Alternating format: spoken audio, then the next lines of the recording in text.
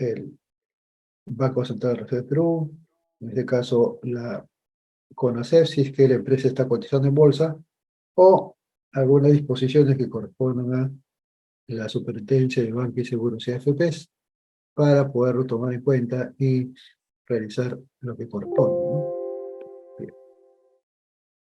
Entonces, el manejo del dinero en la empresa tiene que estar a cargo de un gestor financiero.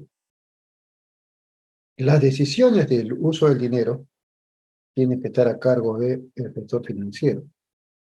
El responsable de la asignación del dinero en los proyectos de la empresa los tiene que ver el gestor financiero. Es decir, es el área de finanzas la encargada de ver todo lo que corresponde al uso del dinero de la empresa y por lo tanto también si en las decisiones de ingeniería, donde aplicamos la ingeniería económica, se va a hacer uso del dinero, entonces el área responsable de lo que es la obtención, la disposición del dinero de la empresa, en este caso para los proyectos, también corresponde al área financiera. Los ingenieros, llamemos de planta, los ingenieros de producción, etcétera, o los ingenieros que están en el área de ingeniería, no van a tomar la decisión respecto a lo que es el uso del dinero, porque su función es más técnica que financiera. Sin embargo, va a ayudar, va a colaborar de manera conjunta con el área de finanzas, porque finalmente el área de finanzas es la encargada de poder realizar la evaluación económico-financiera del proyecto que queremos ejecutar. Y el área técnica de ingeniería debe ser aquella que transmita de todos los elementos técnicos que corresponden al proyecto para que sobre base de ellos se pueda analizar su factibilidad y luego se toma la decisión de implementar. Entonces, este administrador financiero, gestor financiero o gerente financiero es el que va a administrar todo lo que corresponde al movimiento del dinero en toda la empresa. Por lo tanto, también va a estar involucrado en todo lo que es la ingeniería económica en los proyectos que el área de ingeniería proponga para que se pueda implementar en la empresa, ¿no? Este gestor financiero puede estar en empresas grandes, pequeñas, porque en toda empresa siempre hay el manejo del dinero, ¿no?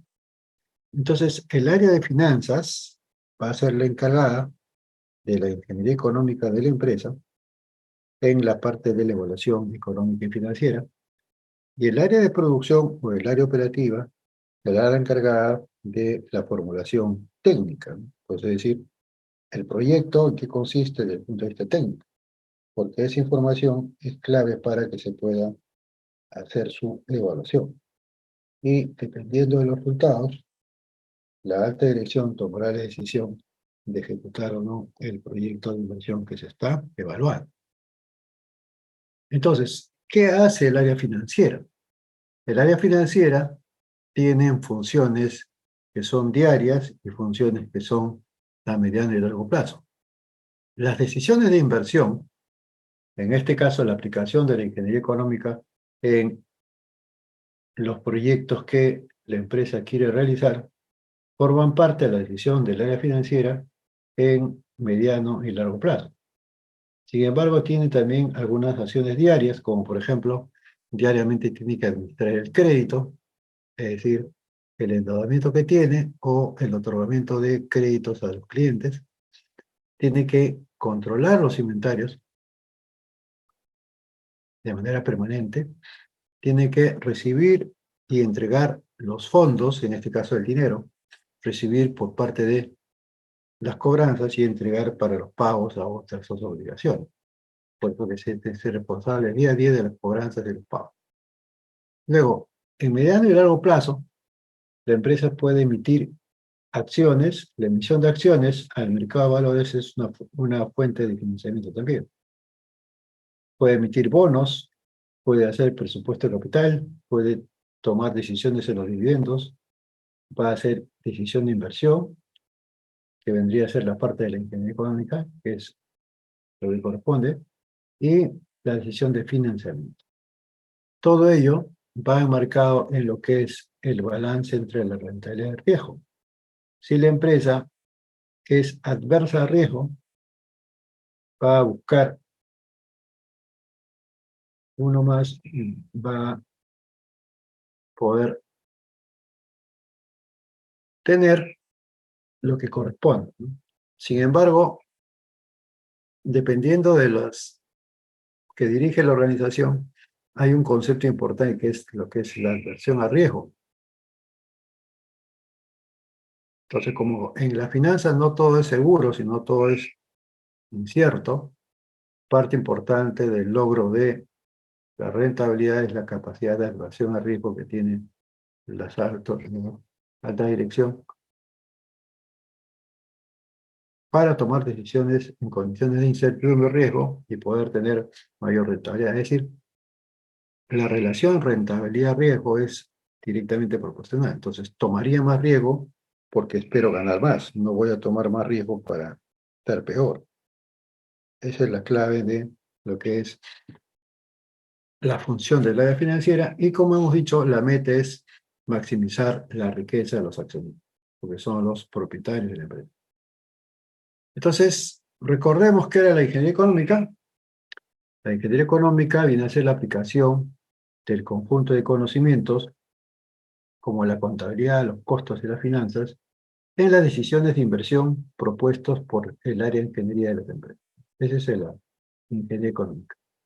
Y justamente, cuando se hace ya todo el trabajo de ingeniería económica, aparecen ciertas preguntas que a priori de repente no se conoce, pero después se tiene que aprender.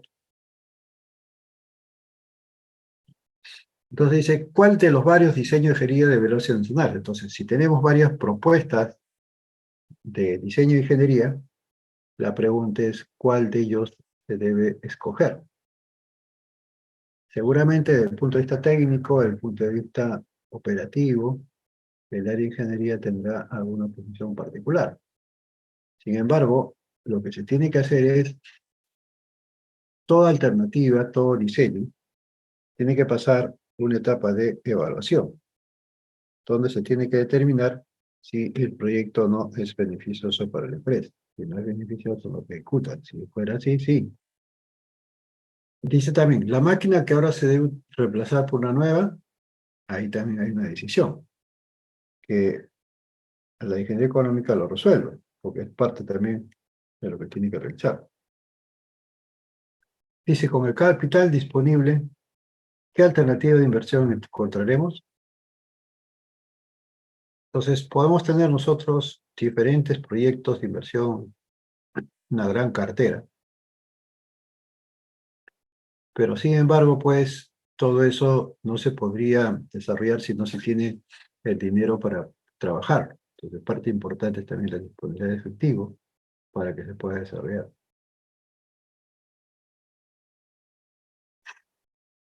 Luego dice, ¿sería preferible seguir un curso de acción más conservador, ponerlo más riesgo por ese rendimiento potencial? Ahí depende mucho del que toma la decisión. El que toma la decisión que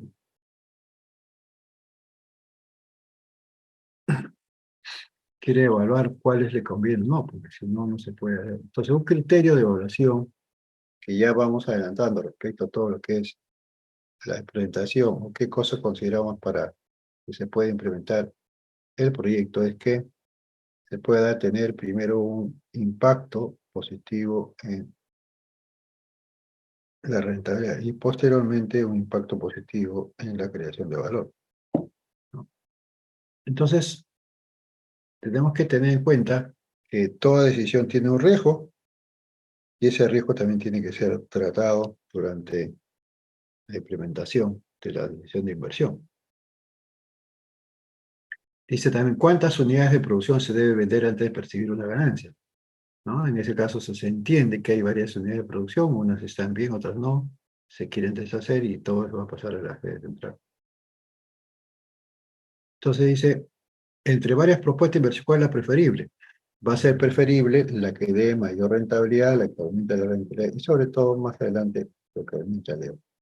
Entonces la ingeniería económica permite responder estas inquietudes que van vinculadas con la parte de costo, la parte financiera, la parte contable, para poder asistir a los que ejecutan los proyectos, la factibilidad, la evaluación, y que la alta dirección puede tener también una decisión que corresponde a la situación en la cual se pueden presentar las propuestas de inversión, ¿no? Entonces, la ingeniería económica tiene que tener lo siguiente en cuenta, ¿no? Primero, cualquier proyecto de ingeniería no solo debe ser realizable en el aspecto físico y técnico, sino también en el aspecto económico y financiero. Tal vez es la parte importante, porque muchos, las empresas, presentamos proyectos, pero no sabemos si ese proyecto va a tener un impacto positivo en la rentabilidad o va a tener un impacto positivo que eleva el precio. Entonces, eso nos falta. Para ello, la ingeniería económica nos va a ayudar a resolver ese problema, porque justamente de eso se trata, aplicar las técnicas herramientas de ingeniería económica para ayudar en todo lo que es las decisiones de inversión. Por ejemplo, tenemos ahí un triciclo para niños que puede construirse con un arco de aluminio o con una aleación. Entonces dice que eso tal vez puede ser una alternativa interesante porque una bicicleta con aleación va a ser más ligera, va a ser más fuerte, pero sin embargo, cuando se hace un análisis de los costos que está involucrado, pues se determina que la bicicleta o el triciclo puede costar $1.000. Entonces ahí hay una barrera que corresponde a la parte económica, porque no se va a competir vendiendo bicicletas que cuentan $1.000, a pesar que desde el punto de vista de ingeniería puede ser la mejor. Otro tema es que la ingeniería económica nos va a permitir hacer evaluaciones de manera sistemática, tanto de los resultados como del proceso, así como las propuestas financieras para las soluciones que se proponga el área de ingeniería. El área de ingeniería propone siempre algunas dificultades y tenemos que proponerlo ante el área de cirugía, que es lo que decimos acá.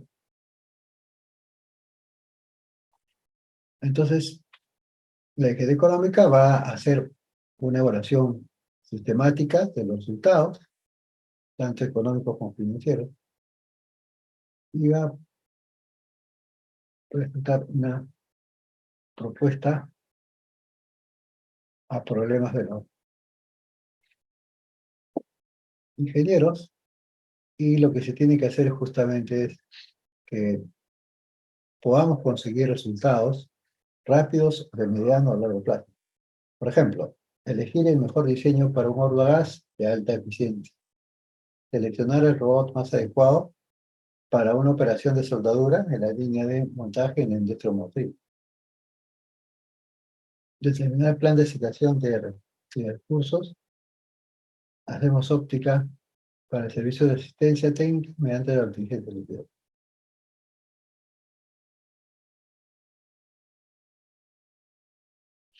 Ok. Entonces, la ingeniería económica también tiene principios que hay que tomar en cuenta. Tiene en este caso 7 principios. El primero es desarrollar alternativas. Entonces, la ingeniería económica siempre nos va a pedir cuáles son las alternativas, porque se quiere identificar un costo de oportunidad para poder mejorar en su posicionamiento. Como segundo punto importante, principio de la ingeniería económica es el centrarse en las diferencias. Entonces, tiene que mirar solamente lo que corresponde y no concentrarse en lo que se está haciendo, no estar respondiendo de otra forma. Utilizar, principio 3, un punto de vista consistente. Entonces, los resultados futuros de las diversas alternativas tienen que ser también contrastadas con algunas informaciones del sector local para tener la validez del caso. Por eso que es necesario usar una unidad de medida común, porque puede aparecer vehículos que no sabemos y que deberían ser tomados en cuenta, ¿no? Por ejemplo, dice, queremos nosotros tener una unidad de medida común para poder justamente comparar los resultados, ¿no? No podemos comparar resultados diferentes para los proyectos que queremos evaluar. Hay que tomar en cuenta para las decisiones con respecto a los proyectos que vamos a desarrollar los mejores criterios. Entonces hay un criterio único que debe ser considerado para aceptar o no un proyecto de inversión. Y la pregunta es, ¿tal persona puede tomar la decisión de implementar un proyecto sí, solo si ese proyecto se demuestre que aumenta el EVA o la rentabilidad de la empresa? Eso es lo que tengo que hacer. Luego, en el paso 6, tenemos que tomar en cuenta las condiciones de incertidumbre. Entonces, tenemos que considerarlo también, tenemos que analizarlo y plantear para poder minimizar esas condiciones un análisis de riesgo si es que se la amerita.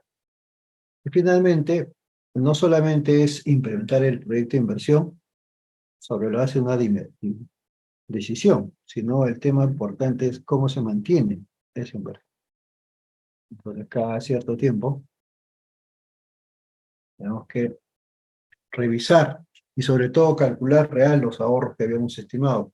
Un proyecto puede estar sin ahorros para que se pueda ver si realmente se ha o no logrado lo que se esperaba en la revisión de la decisión de los proyectos que estamos considerando, ¿no? Entonces eso es lo que tenemos que tener en cuenta. ¿Hasta aquí alguna duda? Consulta, por favor, adelante.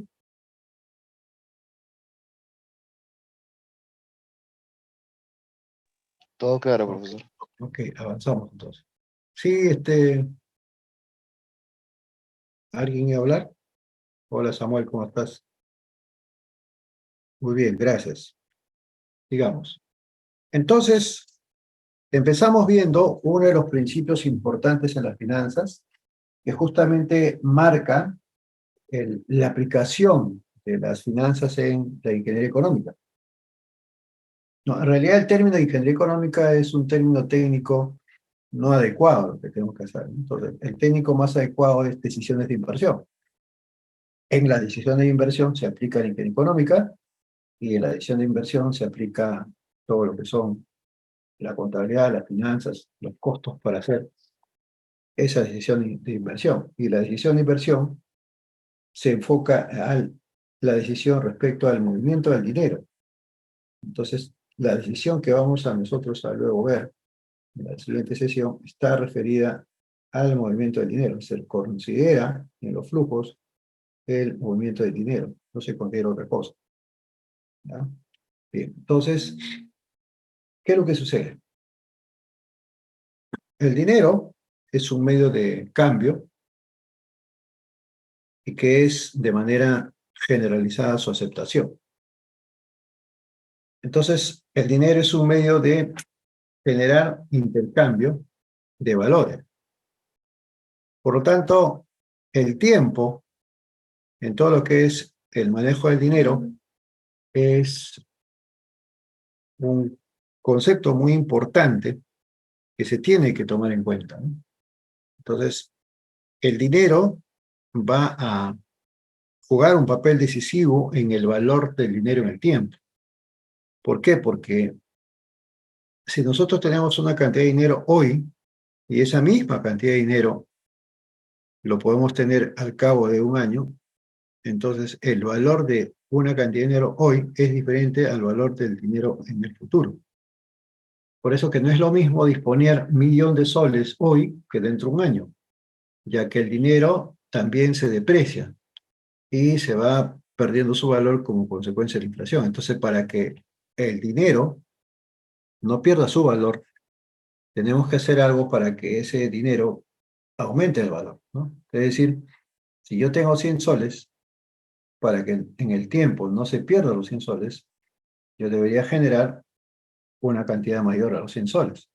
Entonces aparece un concepto de equivalencia en la que un valor de hoy va a ser equivalente a un valor en el futuro, que puede ser menor o puede ser mayor.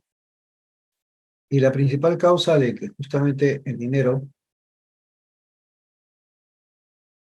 cambie su valor en el tiempo y se deprecia es el valor en la inflación. Entonces, cuando tenemos nosotros inflaciones donde hay aumento constante, hay aumento sucesivo, es crítico, por lo tanto, pues va a afectar al coste de vida y también al costo adquisitivo de la moneda, al poder adquisitivo de la moneda. Por lo tanto, pues la moneda va a sufrir un impacto y eso va a ir directamente con el tema de la rentabilidad económica y financiera. Por eso que es importante entender que el dinero se deprecia en el tiempo, pierde valor. Por lo tanto, hay que buscar cómo hacer que ese dinero no pierda su valor. Entonces, para hacer que el dinero no pierda su valor, una forma que en las finanzas se aplica es justamente la decisión de inversión. Entonces, la decisión de inversión tiene como objetivo invertir dinero y ese dinero tiene que ir creciendo, tiene que ir creciendo. Entonces, porque se tiene que cumplir también lo que Benjamin Franklin decía, ¿no? Que el dinero produce dinero y el dinero que se produce debe producir más dinero. Entonces, la idea es que el dinero que se tenga debe generar más dinero y el dinero que se ha generado debe generar más dinero. ¿Por qué? Porque el dinero se va despreciando, va perdiendo su valor a consecuencia de la inflación de manera permanente.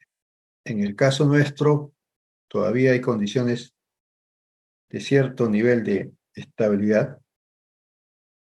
Sin embargo, se tiene que estar atento justamente a las variables que afectan tanto macroeconómicos, microeconómicos al valor del dinero, porque el cambio del valor del dinero por el tiempo va justamente a poder ver la capacidad que tiene la organización de generar riqueza o hacer más rico al accionista.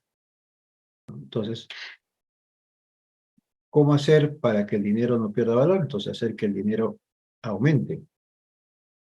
Y el concepto del aumento del dinero se le llama, lo vamos a ver después, se le llama interés. Entonces, ¿qué es lo que sucede?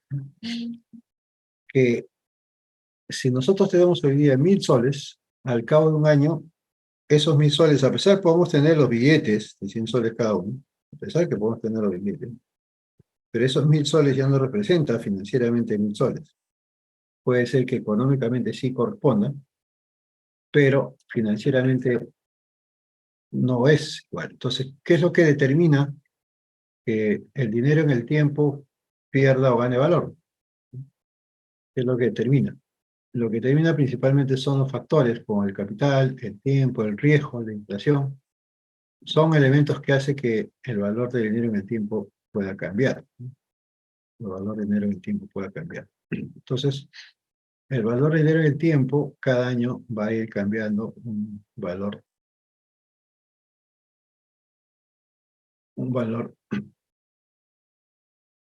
por un tiempo correspondiente, ¿no? Normalmente se considera el cálculo para años y los proyectos de inversión también se considera tiempo, ¿no?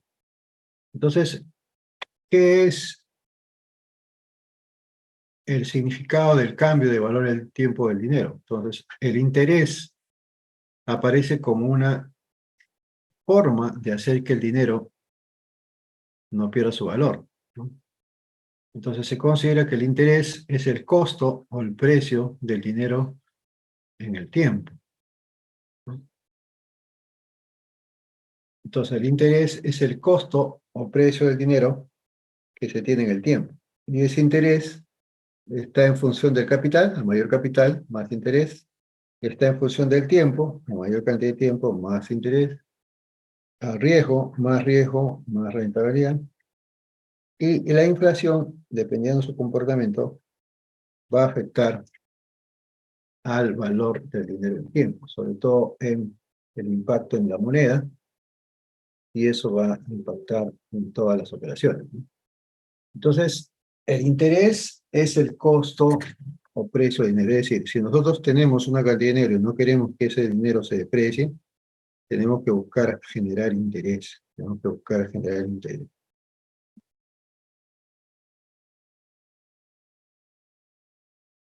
Entonces, el interés viene a ser la medición del valor de dinero en el tiempo.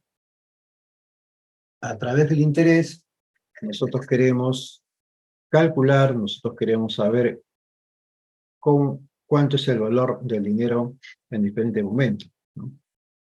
Entonces, tenemos dos tipos de intereses. Un interés que se llama interés absoluto, que es la diferencia del valor inicial con respecto al valor total. Entonces, esa resta o diferencia corresponde al interés, ¿no? Yo tengo un valor inicial de un dinero inicial, luego tengo un valor de dinero futuro, la diferencia es el interés generado. Entonces el interés mide de manera absoluta la variación del tiempo por unidad monetaria. Entonces el interés va a medir justamente la capacidad que tenemos de que se puede el dinero mantenerse en valor o crecer, ¿no?, por unidad de tiempo. Entonces el interés en dinero se calcula restando al valor final menos el valor inicial. Pero comúnmente el interés se conoce como porcentaje, ¿no? Entonces, ¿cómo poder calcular la tasa de interés que vendría a ser el interés expresado en porcentaje? Pues la tasa de interés es simplemente el interés acumulado en un tiempo sobre la cantidad inicial por 100.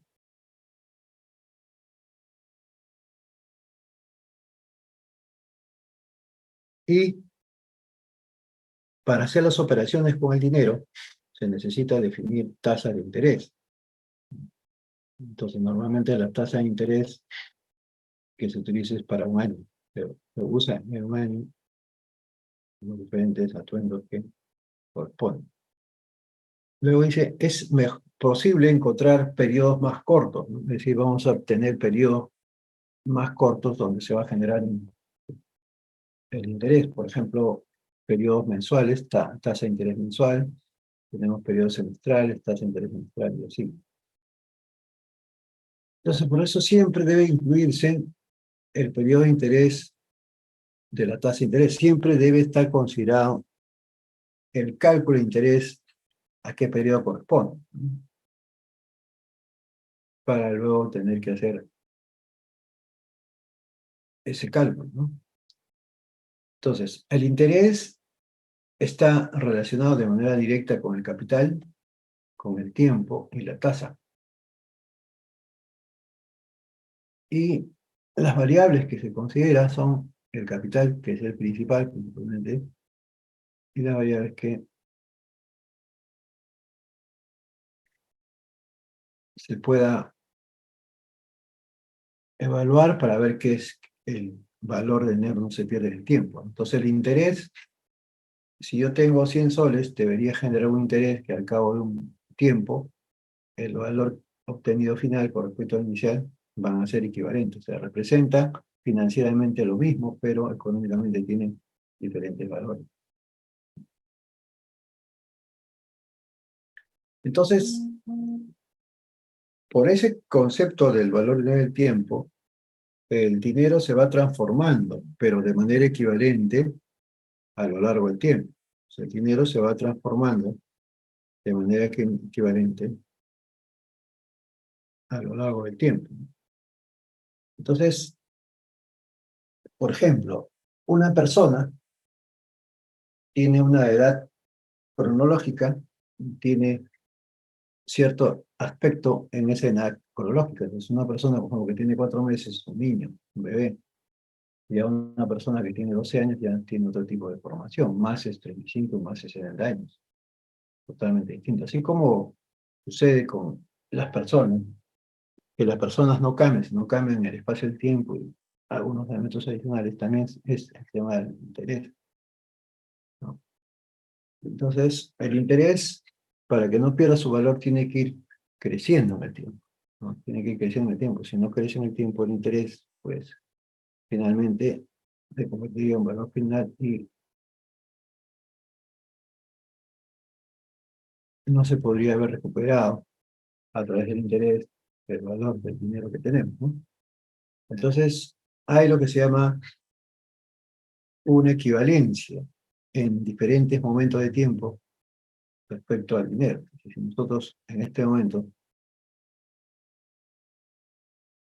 podemos tener una cantidad de efectivo, por ejemplo, vamos a tener 10 billetes de 1000 y eso lo guardamos y nos acordamos acá un año, es posible que esos 10 billetes de 1000 que nos ha tocado les va a servir para comprar cosas menos. Entonces ahí se afecta el tema de la inflación.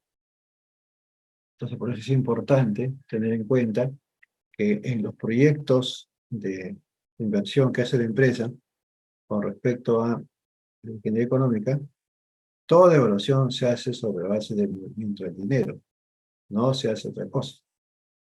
Tiene que ser sobre la base del movimiento del dinero. Entonces, ¿qué sucede con el valor en el tiempo y la tasa de interés? Sucede que el valor en el tiempo y la tasa de interés, cuando se utilizan de manera simultánea, va a generar un concepto que se llama equivalencia. ¿Qué es lo que significa eso? Que cantidades de dinero en diferentes momentos en el tiempo, finalmente pueden ser también iguales de valor financiero.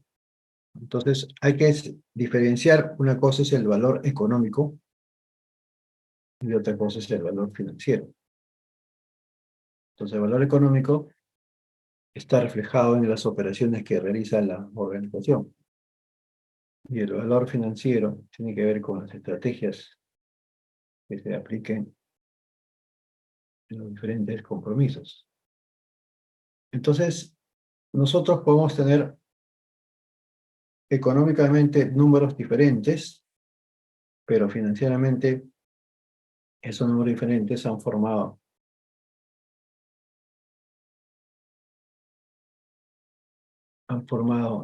un valor que al ser comparados en el tiempo van a ser diferentes, ¿no? Entonces, por ejemplo, si la tasa de interés es de 6% anual, 100 soles de hoy, es decir, actualmente equivaldrán a 100 en un año. ¿Por qué? Entonces, ¿cómo es que al tener 100 soles ahora, al cabo de un año, se va a tener 106? ¿Por qué? Porque justamente ahí se va a aplicar el concepto de valor en el tiempo y el interés, ¿no? Entonces, por ejemplo, nuestro valor actual, hoy presente, es 100 soles. Ese es el valor actual o valor presente, así se llama. Luego, el plazo de esa deuda es de un año.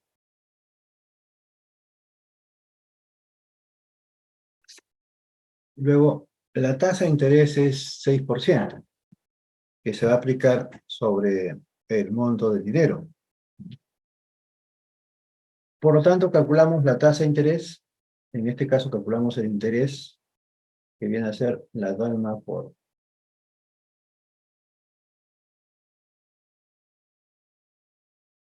Entonces, tiene que ser el valor final, el valor actual, más el interés. Entonces, el interés es el 6% del valor actual, que es 106. Por lo tanto, el valor final, al cabo de un año, sería 100, más 6, que es lo que ha ganado por interés, sería 1106. Pero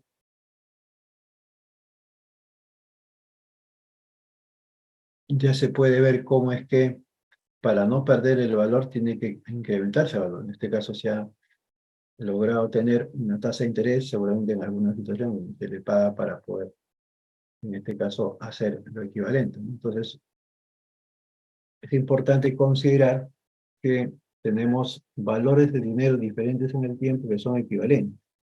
En términos prácticos, financieramente son iguales. Eso es lo que corresponde. Entonces, ¿qué es el interés? El interés es la manifestación del valor del dinero en el tiempo. El interés es la diferencia entre la cantidad final y la cantidad inicial. El interés es el precio que se paga por el uso de fondos prestables, es decir, vamos a una institución financiera, queremos hacer un préstamo, nosotros tenemos que pagar el interés. Luego, es el costo que se paga a un tercero por utilizar recursos monetarios de su propiedad. Dice, es una carga para aquel que lo desembolsa y una renta para el que lo recibe. Es una carga el que paga y una renta el que cobra. El interés es el pago por el uso del dinero, ¿no? Claro, representa el costo del dinero. El interés se paga cuando una persona o organización pide prestado, es decir, obtiene un préstamo y paga una cantidad mayor. El interés se gana cuando una persona o organización Villanueva presta. Entonces, cuando nosotros prestamos dinero y no recargamos ningún tipo de interés, significa que probablemente también nosotros perdamos, ¿no? Por el concepto de orden del tiempo. Entonces, el interés se gana cuando una persona o organización invierte o presta dinero y recibe una cantidad de dinero siempre. En este momento de la reina, en este momento, pues, si nosotros tenemos dinero y no hacemos que ese dinero crezca, generando interés, nuestro dinero se va a depreciar, por lo tanto, financieramente va a tener otro valor, a pesar que pueden ser los mismos billetes, en el tiempo se va a ir depreciando, ¿no? Ok, entonces, existe dos tipos de interés. Es el interés compuesto, el interés simple. Acá vamos a hacer una corrección luego para alcanzar esto acá. Un ratito, por favor. Vamos a ver. Un ratito. Recording stopped.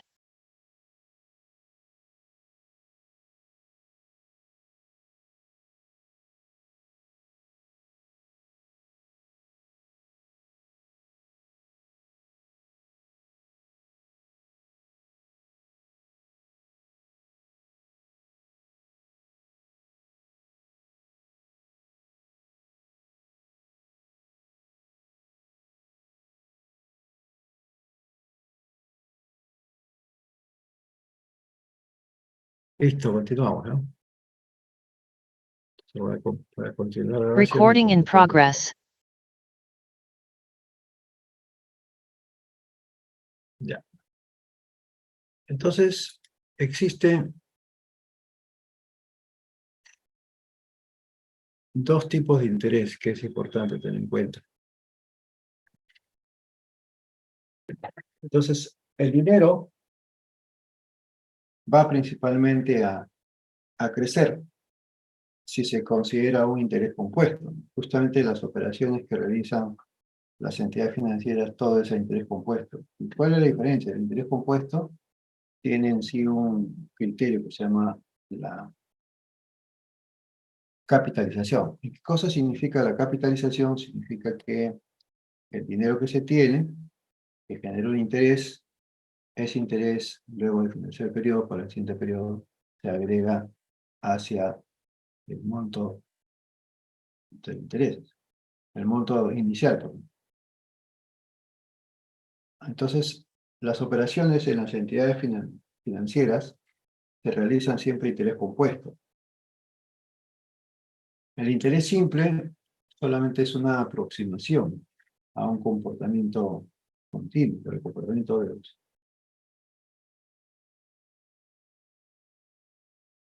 el comportamiento de las empresas es de manera distinta, no es lineal, puede ser parabólico, etc.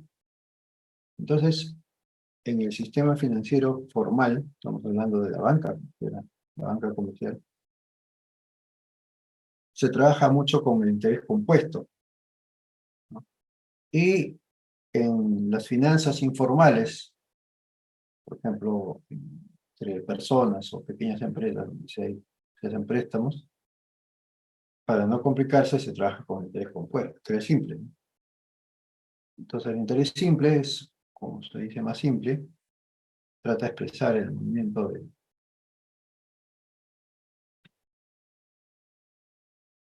de lo que corresponde al dinero de manera muy sencilla, pero en realidad el manejo del dinero en cuanto a lo que es generación de intereses de acuerdo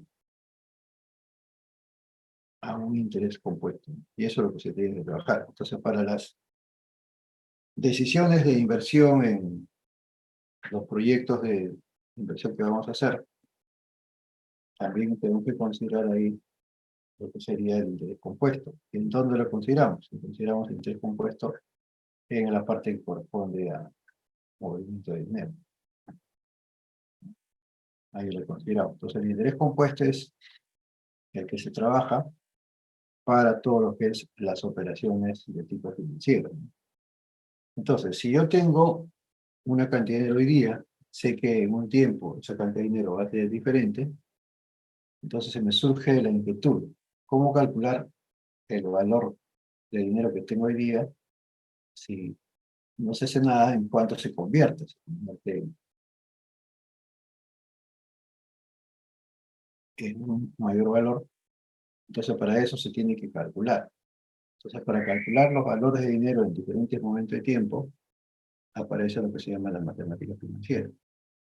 Pero ya los cálculos no van a ser manuales, sino que podemos utilizar el Excel, donde también tenemos ahí funciones que nos van a permitir ayudar al cálculo del valor de dinero en el tiempo, ¿no? ¿Ok? ¿Alguna duda, consulta, por favor?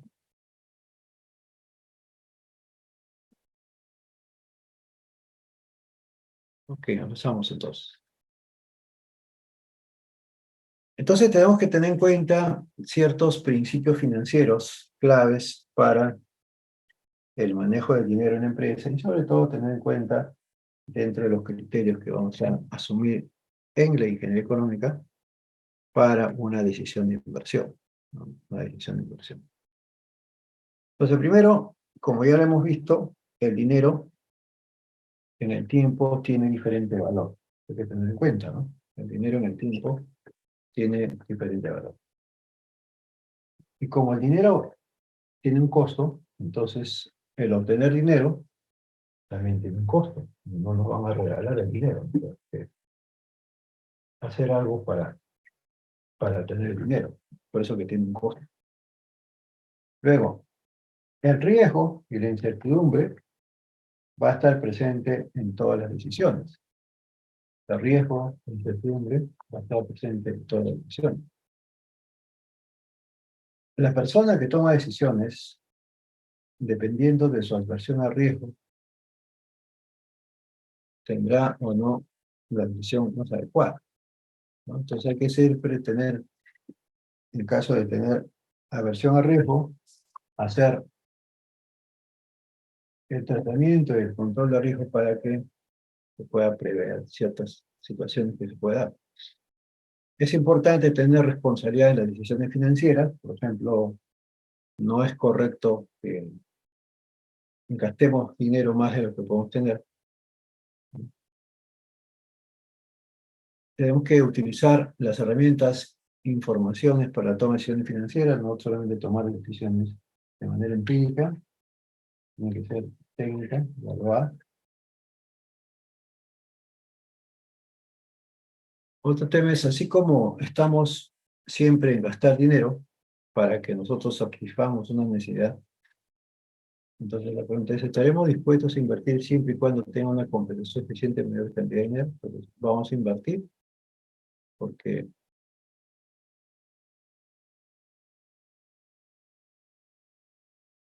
vamos a hacer que,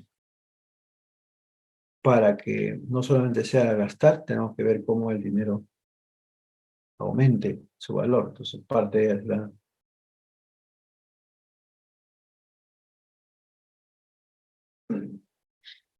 Entonces, ante dos cantidades de dinero igual, con valores en distintos momentos, o sea, nosotros tenemos dos montos de dinero igualitos, pero uno lo tenemos en un tiempo, otro en otro tiempo. Entonces, se prefiere que sea más cercano en el tiempo, por supuesto, ¿no? Mientras más cercano, cuando nosotros tenemos que cobrar dinero, menos paguen, mejor. Cuanto más lejano, más perdemos. Ante dos cantidades de dinero en un mismo momento, pero distinto valor, ¿se prefiere el que tiene mayor valor? Claro que sí, si tenemos dos momentos y queremos poner una división de mejor, entonces ahí se tiene que entender que en un mismo momento, si yo tengo varias cantidades de dinero, voy a preferir siempre el de mayor valor en ese momento, que no necesariamente funciona cuando estamos dentro de un periodo de tiempo, ¿no? Diferente. ¿Alguna duda en que estén ahí, por favor? Entonces, ya que estamos viendo este tema, vamos a observar un pequeño video respecto a lo que corresponde. A ver.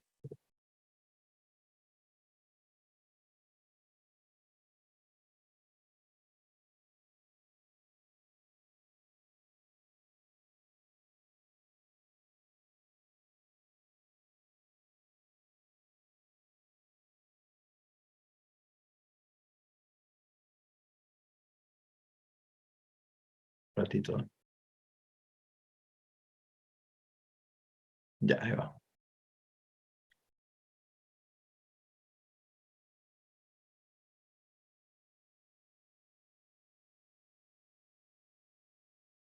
Un ratito.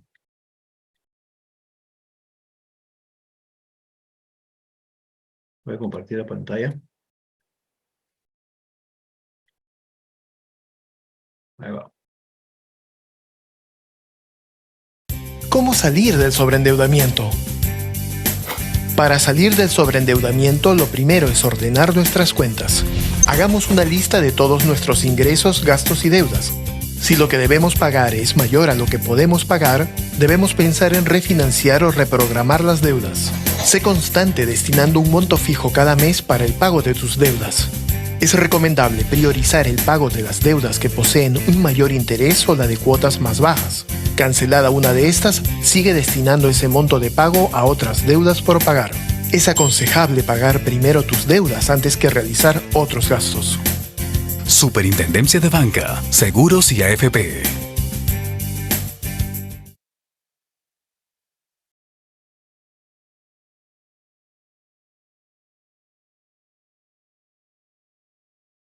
Bien, veamos a ver otro video, por favor. Vamos a ver, por ejemplo, lo que corresponde a el Fondo de Seguro de Depósito.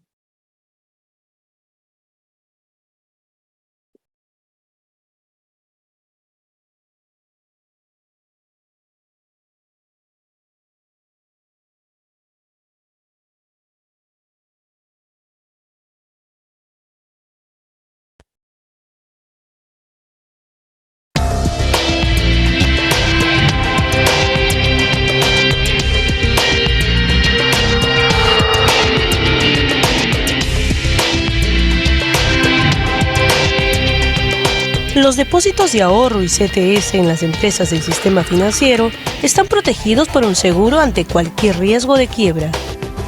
El Fondo de Seguro de Depósito garantiza la devolución de estos ahorros hasta un monto aproximado de 90.000 soles.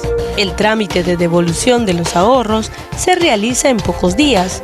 Este seguro no tiene costo alguno para los ahorristas. Su costo es asumido por las instituciones financieras, las cuales están supervisadas por la SBS. Los ahorros en bancos, financieras, cajas municipales o cajas rurales están cubiertos por este seguro, creado especialmente para proteger a los pequeños ahorristas.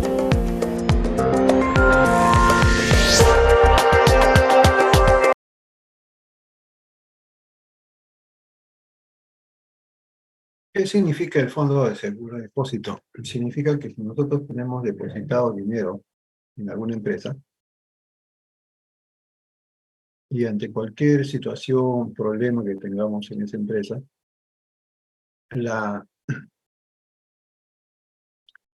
ley dice que la empresa o entidad que quiebra va a poder ser intervenida con el Superintendencia de Seguros y va a poder reconocer a los ahorristas o a los que tienen depósito por un valor de 90.000 tanto, ¿no? Que se les va a entregar, pero sin embargo, si tuvieran más, ya dependerá de cómo es que el ahorrista haga sus alegatos legales o genera algunos temas legales para recuperar el dinero que faltaba. Entonces, ante una quiebra, la SBS solamente hace que se reconozcan los 90.000. Lo demás ya depende del ahorrista, ¿no? Veamos otra vez.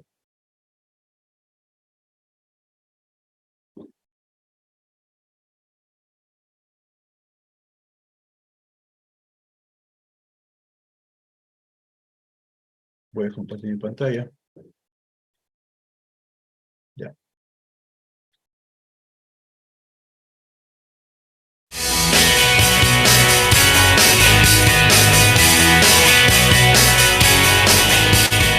Hola, ¿sabían que cuando tenemos buenos hábitos financieros podemos manejar nuestro dinero de tal manera que nos alcance y podamos ahorrar sin sobreendeudarnos?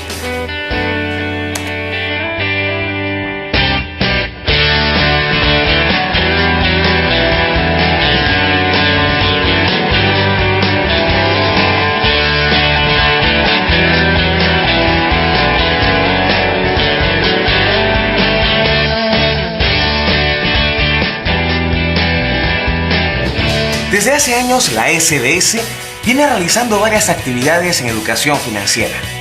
¿Quieres conocerlas? Acompáñame en esta gran aventura. Papá, para la educación financiera de los niños y adolescentes, la SBS ha creado un personaje, Torito. Es lindo y es alegre.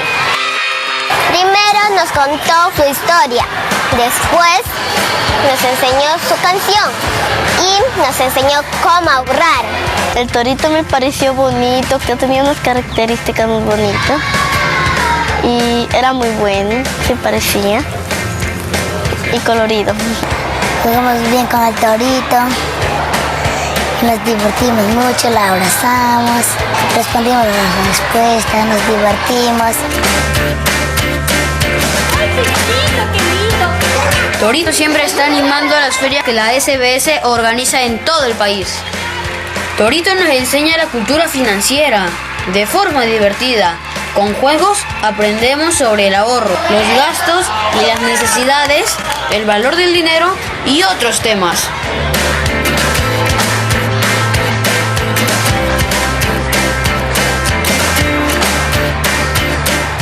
¿Qué personaje han conocido el día de hoy? Torito. ¿Qué les ha enseñado el torito? Ahorrar.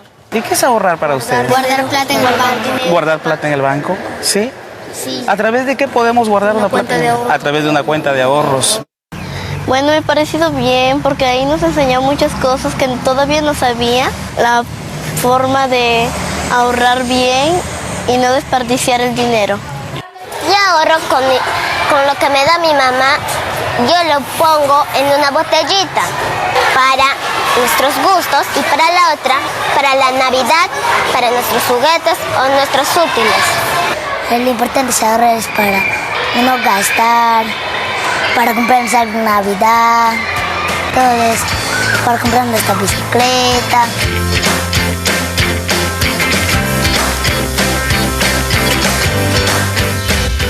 La SBS también enseña educación financiera a los profes de mi cole. La SBS ofrece un curso intensivo de capacitación dirigido a docentes para que ellos también puedan educar a sus alumnos en temas de finanzas y estos, a su vez, educar a sus padres.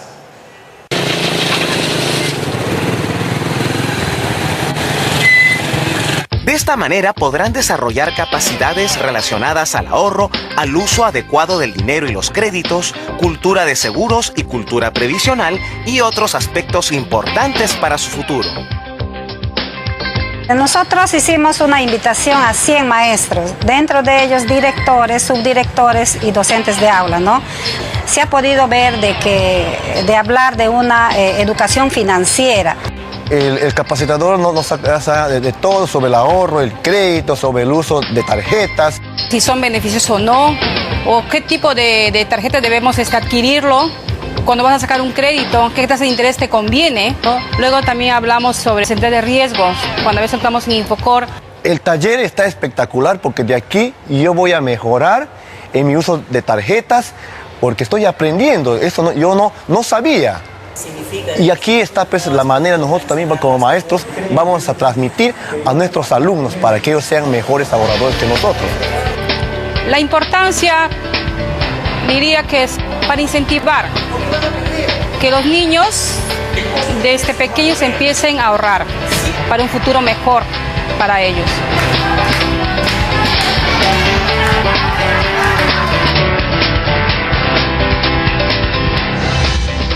Mami, ¿tú sabes lo que es la SBS? Por supuesto, hoy nos dieron una charla en el trabajo.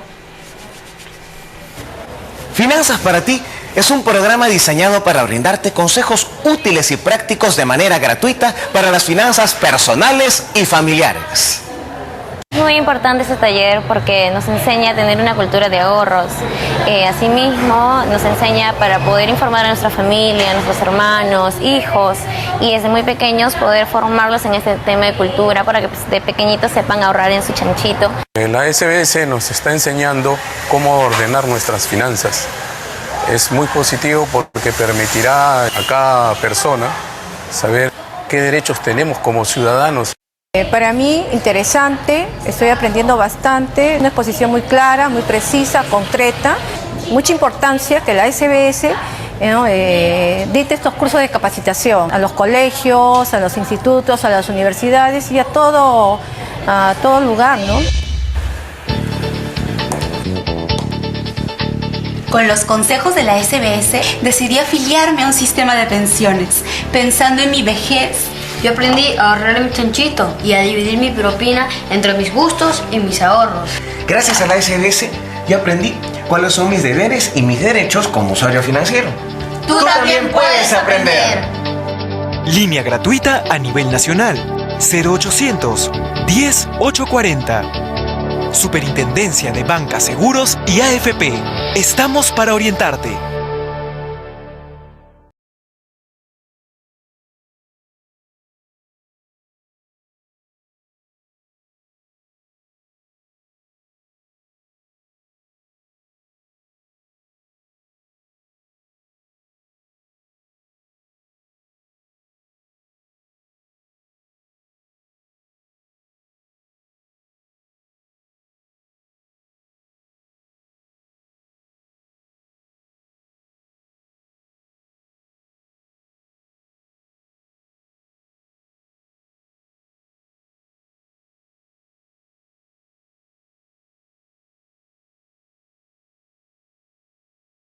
Entonces, como decíamos, así como las personas se tienen que hacer ahorros, igual también las empresas tienen que buscar cómo hacer que el dinero no pierda valor.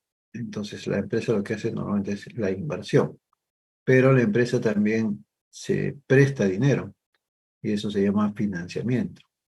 Y cuando una persona presta dinero se llama crédito o endeudamiento, ¿no? Entonces vamos a compartir la pantalla.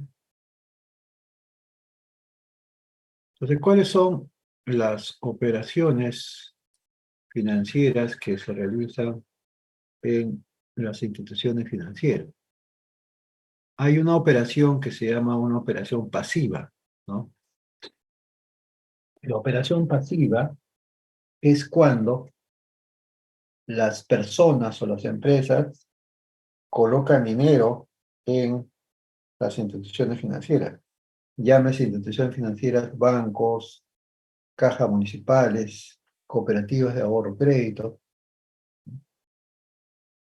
Entonces, a través de los depósitos de dinero, las personas o las empresas, en el caso de personas, el depósito de dinero se llama ahorros, y en el caso de las empresas serían inversiones siempre y cuando no se tiene una situación que lo perjudique, ¿no? Entonces, las empresas lo que hacen es invertir, es decir, también colocar dinero en los bancos, en instituciones financieras, para poder obtener un valor que va a crecer. Entonces, cuando las personas o empresas colocan dinero a la institución financiera, la institución financiera está obligada a devolver el monto ahorrado más los intereses que se ha comprometido a pagar. A eso se le llama operación pasiva. Operación pasiva es cuando la persona o la empresa coloca dinero en una entidad financiera. Pero también tenemos una operación que se llama operación activa. Y para las personas serían créditos, sería recibir dinero ya sea por préstamos que son para las personas. En este caso se trata de que el que tiene el dinero es la entidad financiera. Y la entidad financiera va a darle dinero al cliente, a través de créditos, representantes. Entonces, a través de las personas, como son préstamos, tarjeta de crédito y las empresas de leasing o cobre giro, la institución financiera podría recuperar el capital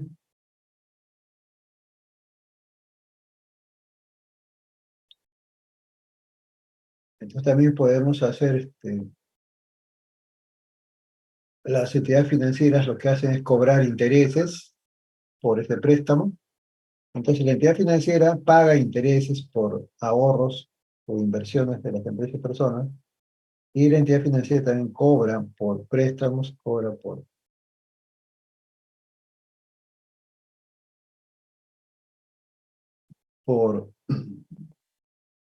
tarjeta de crédito, leasing, otros, ¿no? También la entidad financiera cobra comisiones, gasto bancario. Y a eso se llaman operaciones activas, ¿no? Operaciones activas. La operación pasiva es la que corresponde a la persona empresa en el sistema financiero. Y la persona que recibe dinero por una operación activa como préstamo va a tener que pagar intereses, ¿no? Y la empresa financiera, la entidad financiera va a tener que cobrar intereses. Entonces, ¿cómo gana un banco, no? Un banco, cuando paga a la empresa o a nosotros una tasa,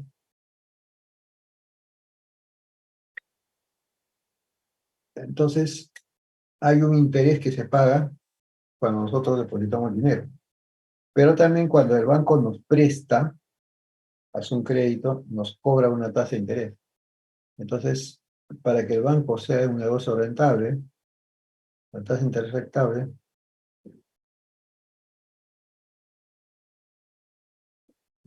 la tasa de interés que paga y la tasa de interés que cobra son diferentes. Y generalmente la tasa de interés que cobra, que es la tasa de interés activa por los créditos y préstamos o financiamiento, va a ser superior a la tasa interna pasiva, lo que son el tema de los ahorros. Normalmente el valor de la tasa de crédito en promedio está a un 20% y la tasa pasiva en un 10%. Entonces, ¿cómo gana una entidad financiera? Gana a través de lo que se llama el split. ¿Qué cosa es el split? Es el margen de ganancia de la entidad financiera. Es decir, la entidad financiera cobra una tasa de interés mayor a lo que paga la tasa de interés. Entonces, su negocio es la venta y la compra de dinero con las personas. Entonces, ¿qué sucede, no? Sucede que el valor del crédito en cuanto a interés va a ser mayor que el valor de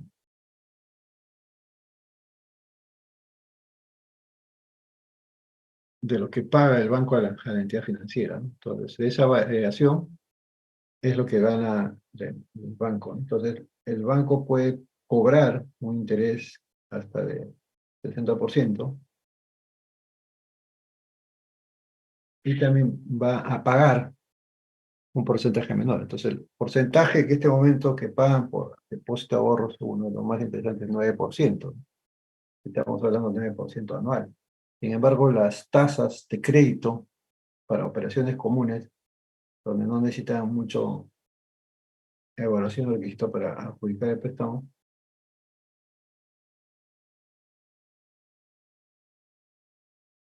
son los que cobran desde un 20 hasta un 80%. Entonces, la SBS tiene una tabla donde se va actualizando permanentemente, donde se muestra lo que cobran las entidades financieras por crédito, ¿no? Entonces la empresa también está dentro de un sistema financiero. Dentro de la empresa nosotros tenemos bancos, entidades financieras. Tenemos que lograr tener dinero. Esos dinero tiene que utilizarse en la empresa para sus diversos fines. Para eso tiene que haber una organización financiera. Y la parte que nos corresponde a nosotros en ingeniería económica es la parte de inversión en proyectos. Entonces, el dinero en la empresa va a circular desde diferentes fuentes en ida y vuelta, ¿no? Tanto, por ejemplo, si necesitamos actividades de importación extranjera, importación extranjera. Entonces, este flujo de dinero está involucrando a la empresa, y dentro de la empresa pues involucra un mercado. Ese mercado puede ser nacional e internacional, y como la empresa actúa en un país, entonces también tiene que verse con el gobierno, con el tema de los impuestos, el pago de tributos, y con las familias en las cuales hay un intercambio de bienes y servicios, donde también hay intercambio de dinero en diferentes momentos. Entonces, el dinero es un elemento que se mueve en todos los aspectos de la gestión de empresa, pero que se necesita planificar, administrar adecuadamente, y sobre todo para los proyectos de inversión.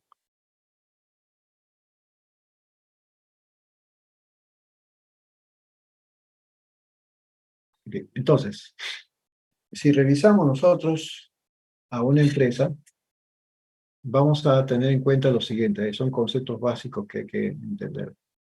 Primero, que la empresa tiene una estructura económica,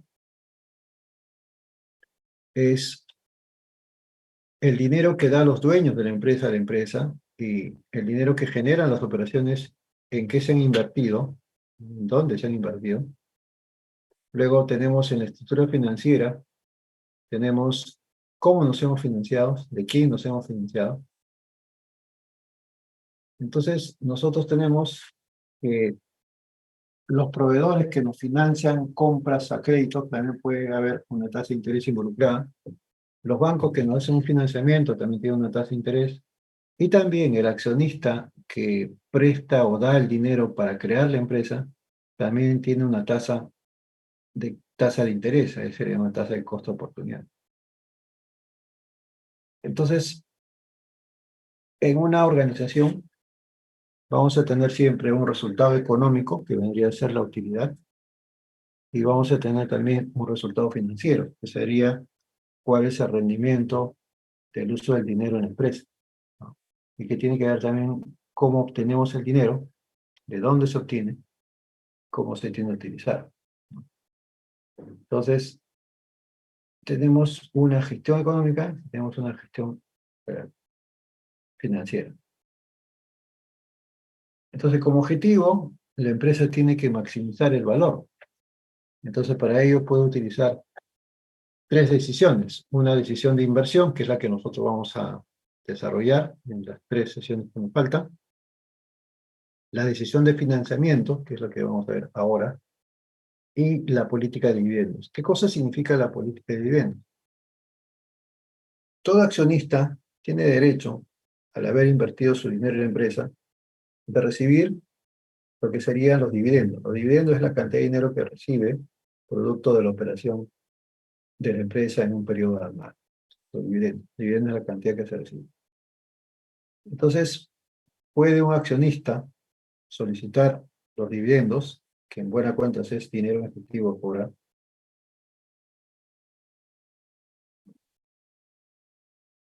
Entonces, el accionista recibe ese dinero como dividendo.